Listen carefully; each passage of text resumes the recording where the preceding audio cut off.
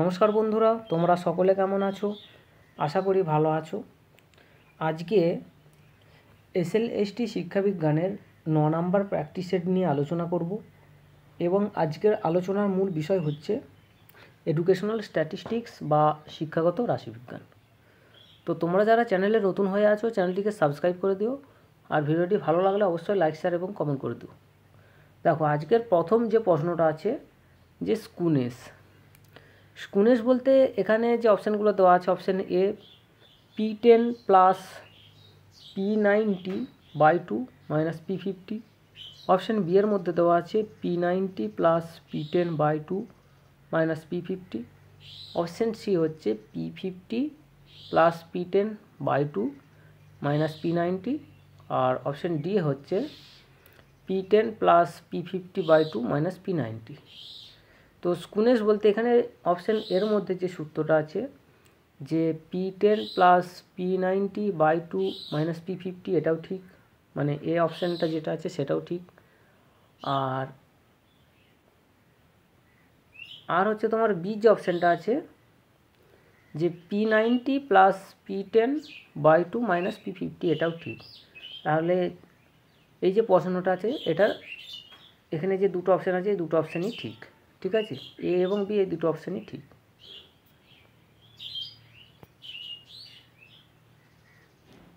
পরের প্রশ্ন, বন্টনের কার্টোসিস বলতে বোঝায় কি? যখন স্বাভাবিক বন্টন লেখচিত্রের উচ্চতা ও তার প্রসারের সঙ্গে আনুপাতিক হার 314 বজায় রাখতে সক্ষম হয়। যখন স্বাভাবিক বন্টন লেখচিত্রের উচ্চতা ও তার প্রসারের সঙ্গে আনুপাতিক হার 314 বজায় রাখতে ব্যর্থ হয়। আর অপশান সি হচ্ছে আদর্শ স্বাভাবিক বন্টনের লেখচিত্রকে। আর অপশান ডি হচ্ছে এর কোনোটি নয়।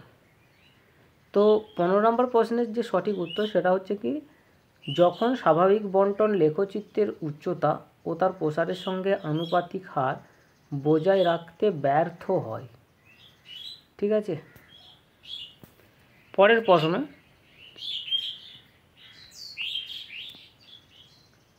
দেখো এখানে কি দেওয়া আছে যে বন্টনের উচ্চতা স্বাভাবিক বন্টনের উচ্চতার থেকে কম সেই লেখচিত্রকে কি বলা হয় না?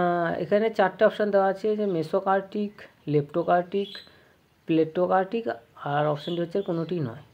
তো যে বন্টনের উচ্চতা স্বাভাবিক বন্টনের উচ্চতার থেকে কম সেই লেখচিত্রকে বলা হয় প্লেটোকার্টিক। ঠিক আছে। 17 নম্বর প্রশ্ন,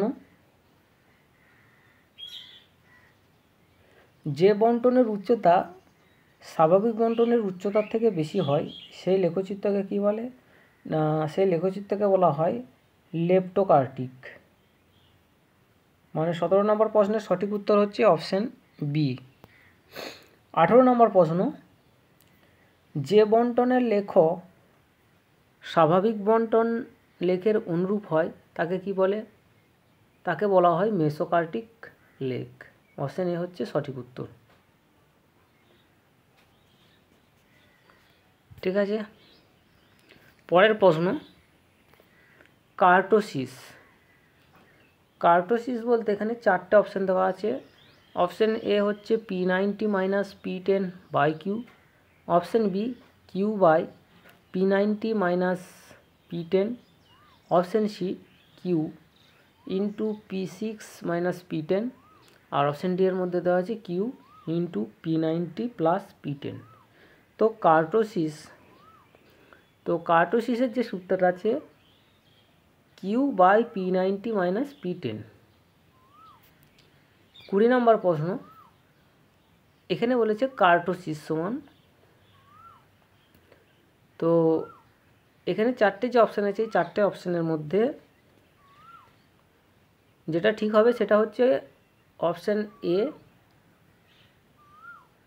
Q75 মাইনাস Q25/2।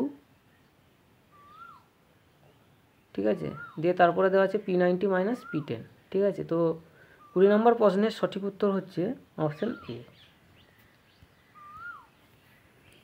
21 নম্বর প্রশ্ন, স্ক্রুড বন্টনকে আদর্শ স্কোর বন্টনে পরিবর্তিত করলে বন্টনের অসামঞ্জস্যতা দূর হয়, বন্টনের অসামঞ্জস্যতা দূর হয় না, সঠিকভাবে বলা সম্ভব হয় না, আর এর কোনোটি নয়।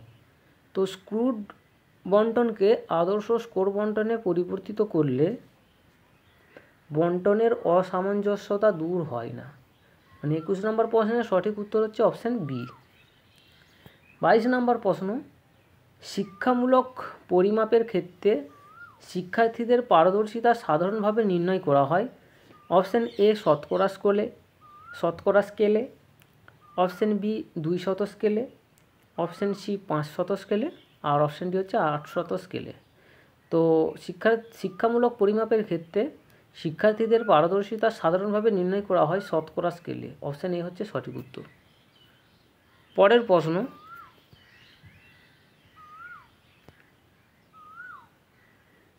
দেখো আদর্শ স্কোরগুলির মান। 23 নম্বর প্রশ্ন, আদর্শ স্কোরগুলির মান কি বলেছে? অপশান এ হচ্ছে সর্বদা ঋণাত্মক হয়, অপশান বি সর্বদা ধনাত্মক হয়, অপশান সি ধনাত্মক বা ঋণাত্মক হয়, আর অপশান ডি হচ্ছে এর কোনোটি নয়। তো আদর্শ স্কোরগুলির মান সর্বদা ধনাত্মক হয়। ঠিক আছে। 24 নম্বর প্রশ্ন, টি স্কোর এক ধরনের পরিবর্তিত আদর্শ স্কোর যার গড় হলো, এখানে অপশান দেওয়া আছে 100, মানে অপশান এর মধ্যে দেওয়া আছে 100, অপশান বি হচ্ছে 10, অপশান সি 50, আর অপশান ডি হচ্ছে 70। তো টি স্কোর হলো এক ধরনের পরিবর্তিত আদর্শ স্কোর যার গড় হলো 50। ঠিক আছে। 25 নম্বর প্রশ্ন, টি স্কোর হলো এক ধরনের পরিবর্তিত আদর্শ স্কোর যার সমকচ্যুতি হলো option A 100, option B 10, option C 50, আর অপশান ডি হচ্ছে যে কোনো মান। তো টি স্কোরের যে সমকচ্যুতি সেটা হচ্ছে অপশান বি 10। ঠিক আছে, সমকচ্যুতি বা এইচডি হচ্ছে 10। পরের প্রশ্ন, 26 নম্বর প্রশ্ন,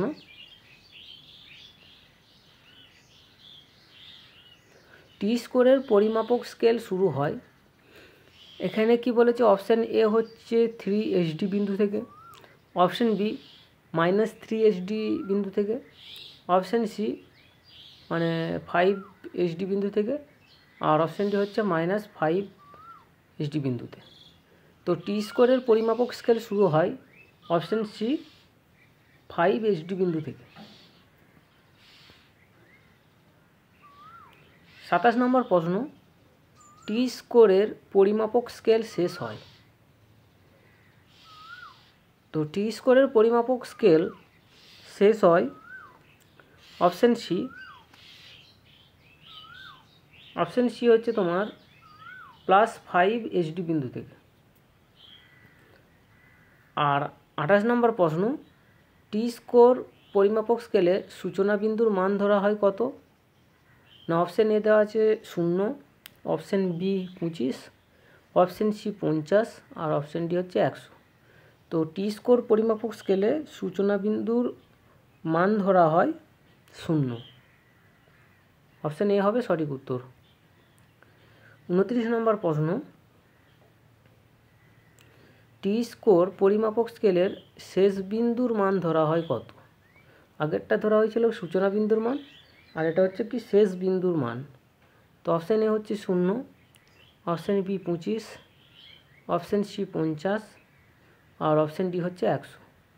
তো টি স্কোর পরিমাপক স্কেলের শেষ বিন্দুর মান হলো 100। অপশান ডি হবে সঠিক উত্তর। পরের প্রশ্ন, 30 নম্বর প্রশ্ন,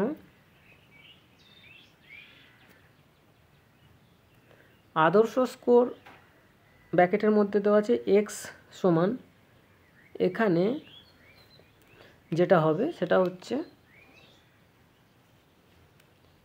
option B HD Z dash plus M, HD Z dash plus M. ঠিক আছে।